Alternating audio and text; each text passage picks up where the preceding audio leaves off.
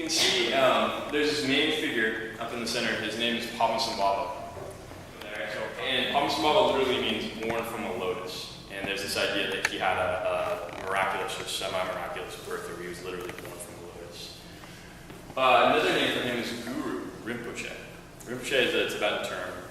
It means precious, or the precious one. You see it like, I don't know, Mingyur Rinpoche has a best-selling book out right now. So Rinpoche is a title. It typically is associated with somebody who is recognized as a reincarnated teacher. But Guru Rinpoche, that guru piece is a Sanskrit word, and it means teacher figuratively, but literally it actually means heavy or weighty. Fascinating, right? Like, that's heavy. And it's, I think the nearest, I've been thinking about this in English, we have a term, it's like gravitas, right? So that person has a gravitas. I think that comes close to an approximation of what guru might mean in Sanskrit. So he's Guru Rinpoche, he's the precious teacher. And he's been given the honor of having this main place up there in that little strata. And he's interesting because what was happening in Tibet, they were trying to bring Buddhism and establish it. So the king, Trisong Dudson is his name, and he's the guy on the right. He's wearing sort of a turban wrap. You guys see him? He's the guy on the right if we're looking, but on the left if you're looking from the perspective of the image. He's wearing that turban, and if you can see, he's holding a wheel. And that wheel is called a Dharma chakra, a Dharma wheel. And it's something that's oftentimes associated with kings. And this goes back to ancient India, where kings supposedly had these wheels that they would, fascinatingly, that they could ride on. You know, who knows where that. There's a lot of stuff on the History Channel about that right now. So in Tibetan art, it shows up as a wheel that you hold, and it means somebody that has some sort of royal connection, either literal or figurative. So Trisong Dudson, who was himself an incarnation of Manjushu, the Bodhisattva of wisdom, thought, well, wouldn't it be lovely if we could invite some Buddhist teachers to Tibet? At the time, they were very shamanic. Shamanic in a way that, focused perhaps, from a Buddhist perspective, far too much on animal sacrifice, because Buddhism doesn't care for animal sacrifice, for obvious reasons. And so from his perspective, had degenerated into barbarism. And so he said, well, it'd be nice to invite these Buddhist teachers. So who he invited was the guy on the left, who's Shantarakshita, who is this very well-respected monk, also coming from India. And Shantarakshita came, and you can see him, he's holding a monk's staff. So in his left hand, he's holding this same kind of staff right here. And this monk's staff had an interesting purpose. I mean, he would use it, it made a sound, it had little rings that jingled, and then people would know to come out and give you alms. And, there's other things. Supposedly kept away wild animals and all that. I don't know. I've never seen a monk fight off a tiger with one, but that would be cool if they had, you'd say. Maybe. So we invited Shantarakshita, and he came, and Shantarakshita started building a monastery, because he was in this monastic tradition. And as he started building the monastery, he encountered, according to tradition, all these supernatural obstacles. So he would build up stuff during the day, and then at night, these demons would destroy it. Now, a lot of anthropologists read into that as well. That just means that the shamanic practitioners there were maybe destroying it at night, or maybe that's figurative language for the tension that builds with, the indigenous belief system and then this alien belief system coming in. Who knows? But for whatever reason, Shantarakshita came to Trisong Dudson and said, Your Highness, you got a problem. Your land is very barbaric. I'm paraphrasing here. Very barbaric, and it's beyond the power of a peaceful compassion to pacify. What you need is a little bit of wrathful compassion. Wrathful compassion is, from a Tibetan philosophical point of view, the possibility that you're doing the right action, but you're doing it in a very forceful way. Right? So actually, technically,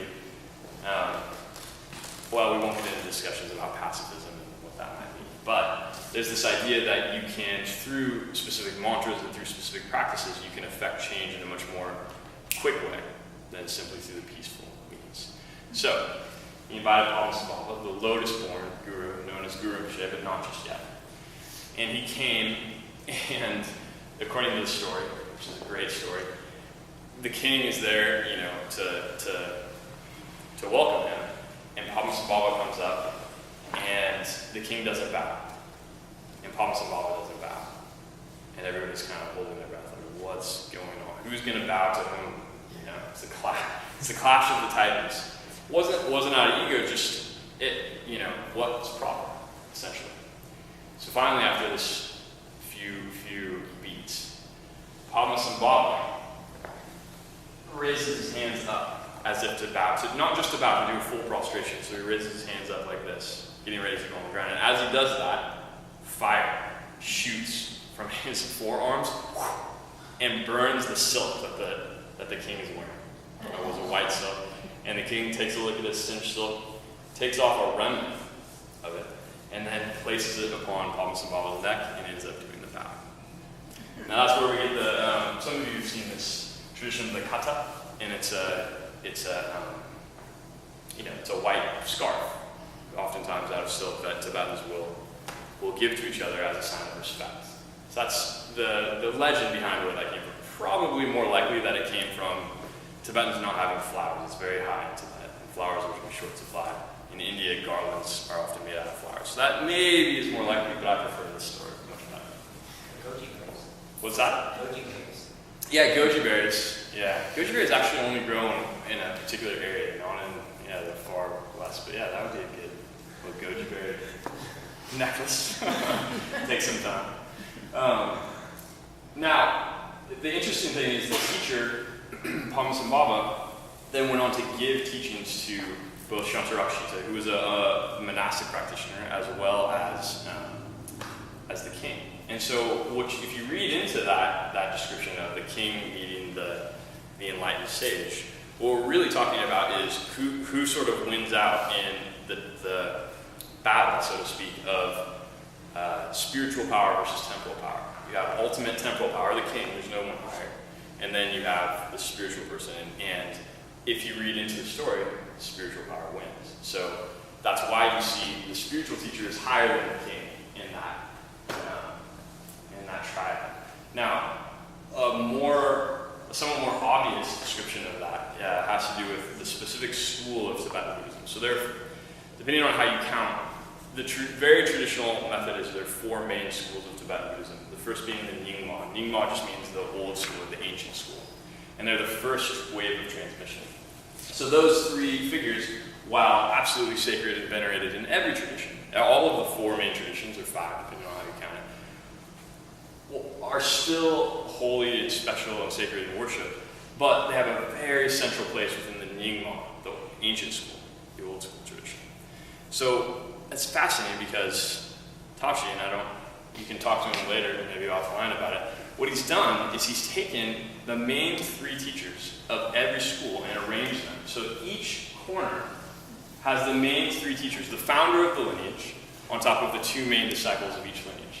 So really what you're seeing here, so we're going to go through and talk about some of the others, but what you're seeing is a call or a reminder of harmony between the schools. Now, in Tibet, there has been some times where there's been strife between the schools, of course. It's somewhat inevitable, but at the same time, I think these days especially, we're getting to a place where people understand that they're really talking about the same things. I mean, the differences are very slight. It's the difference of emphasizing certain mantras and practices over others.